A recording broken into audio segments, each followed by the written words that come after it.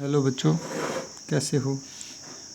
11वीं का आरोह में पाठ नंबर 1 कबीर के पद चले हुए हैं और इसके अभ्यास में आ गए हैं। पहला प्रश्न देखिए, कबीर की दृष्टि में ईश्वर एक है, इसके समर्थन में उन्होंने क्या तर्क दिए हैं।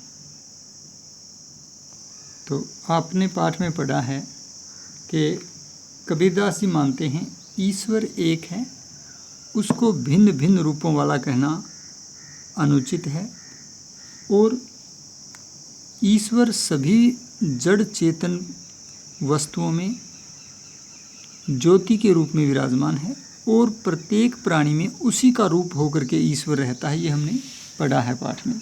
इसके अतिरिक्त वो उदाहरण देते हैं या तर्क देते हैं इस अपने कथन के समर्थन में कि सब जगह एक ही पवन बहता है और एक ही अग्नि है, जिसको जैसे लकड़ी को बढ़ई काट सकता है लेकिन अग्नि को नहीं काट सकता है, खंडित नहीं कर सकता है। उसी तरह सब जगह ईश्वर एक ईश्वर ही व्याप्त है। आगे कबीर जी कहते हैं कि सभी प्राणी या शरीर रूपी बर्तन जो है वो पंच तत्व रूपी मिट्टी से बने हैं और उस पंचतत्व की मिट्टी को सानने वाला, तैयार करने वाला एक ही कुम्हार रूपी ईश्वर है, जो सारे बर्तनों को या सभी प्राणियों के शरीर को बनाता है। तो इस तरह से कबीरदास जी अनेक उदाहरण देकर, तर्क देकर अपने इस कथन को प्रमाणित करते हैं कि ईश्वर एक रूप है और वो सब जगह व्याप्त है। प्रश्न संख्या 2 देखिए, मानव शरीर का निर्माण किन 5 तत्वों से हुआ है। मानव शरीर का निर्माण किन 5 तत्वों से हुआ है। इस प्रश्न के उत्तर में आप क्या लिखेंगे कि कबीरदास के अनुसार सभी प्राणियों के शरीर को बनाने वाले ईश्वर ही हैं और उस शरीर को बनाने के लिए पंच तत्व रूपी मिट्टी का प्रयोग ईश्वर रूपी कुम्हार करते हैं और वो पंच तत्व हैं अग्नि, जल,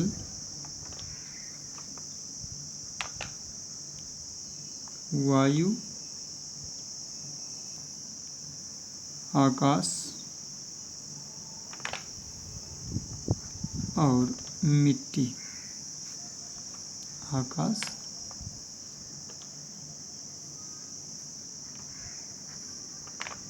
जिसको पृथ्वी भी कह देते हैं, ये 5 तत्व हैं। अग्नि, जल, वायु, आकाश और मिट्टी या पृथ्वी।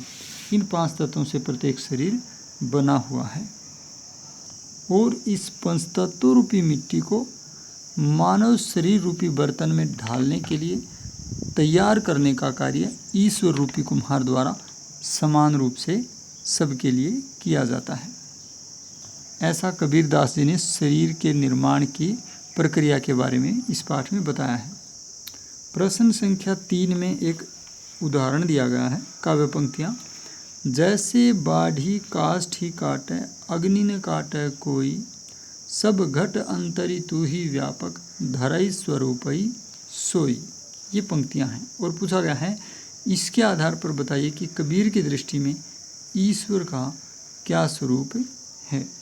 इस कथन को ध्यान में रखकर हमने बताना है कि वस्तुतः कबीर के अनुसार ईश्वर का क्या स्वरूप है।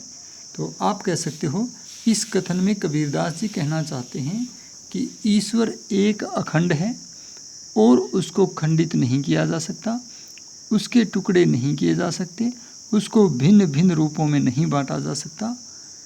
जैसे कि बढ़ई लकड़ी को तो खंडित कर सकता है, काट सकता है, लेकिन उसके भीतर की ऊष्मा या अग्नि को नहीं काट सकता है। ठीक वैसे ही हम प्राणियों को बांट सकते हैं, लेकिन प्राणियों में विद्यमान ईश्वर को, ईश्वर तत्व को नहीं बांट सकते। वह एक ही है और उसी प्राणी का रूप धरकर वो उस प्राणी में विद्यमान है। इस प्रकार हर घट में, हर प्राणी में ईश्वर, एक स्वरूप ईश्वर विद्यमान है। प्रश्न संख्या 4 देखिए, इसमें कहा गया है कि कबीर ने अपने को दीवाना क्यों कहा है। यहाँ आपको जो दीवाना शब्द है उसका अर्थ समझना होगा। दीवाना व्यक्ति, निस्वार्थ समर्पित व्यक्ति ही दीवाना होता है, जिस व्यक्ति को संसारिक माया नहीं व्यापती। तो आप इस प्रश्न के उत्तर में बताएंगे कि कबीर ने अपने आप को दीवाना इसलिए कहा है क्योंकि कबीर माया के मोह से बाहर है। किसी भी संसारिक लोभ, लालच, रूप, पैसा, दौलत, ऐश्वर्य, किसी भी माया के आकर्षण में कबीरदास नहीं आता है और इसीलिए उसने स्वयं को दीवाना कहा है। सब संसारिक लालसाओं को छोड़कर केवल ईश्वर के प्रति समर्पित व्यक्ति ही वस्तुतः सच्चा दीवाना होता है। इसके लिए मैं आपको पाठ की पंक्तियां दिखा देता हूं उदाहरण के रूप में। ये जो आखिरी की 2 पंक्तियां हैं इन्हें देखिए। माया देखी के जगत लुभाना, काहे रे नर गरबाना, निर्भय भया कछु नहीं व्यापक, कह कबीर दीवाना। तो इन 2 पंक्तियों में ही कबीरदास ने अपने आप को दीवाना कहा है और अपने आप को दीवाना होने का कारण भी बताया है। तो लास्ट पंक्ति में, आखिरी में लिखा है कि कबीर दीवाना, लेकिन पहले वाली पंक्ति देखिए, माया को देखकर ये संसार लोभ में पड़ जाता है। यहाँ कारण बताया गया है दीवाना होने या न होने का। जो व्यक्ति माया के लोभ में नहीं पड़ता वो दीवाना है और माया को देखकर लालसाओं में फंस जाता है, इच्छाओं से घिर जाता है, वो व्यक्ति कभी भी दीवाना नहीं हो सकता। तो कबीरदास ने अपने आप को माया से दूर रखकर ही स्वयं को दीवाना कहा है। यहाँ इस बात को समझ लेना भी ज़रूरी है कि आधुनिक युग में हमने दीवाना शब्द को अपने तरीके से, अपनी मर्जी से, सुविधा अनुसार ढाल लिया है दीवाना के अर्थ को।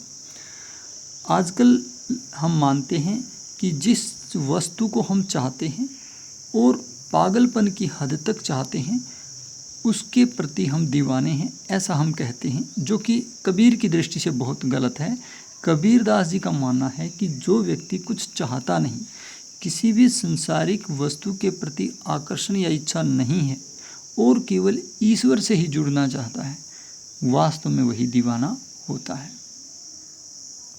और दीवाना व्यक्ति ही जो है वो निर्भय हो जाता है और उसके ऊपर माया का कोई प्रभाव व्याप्त नहीं होता।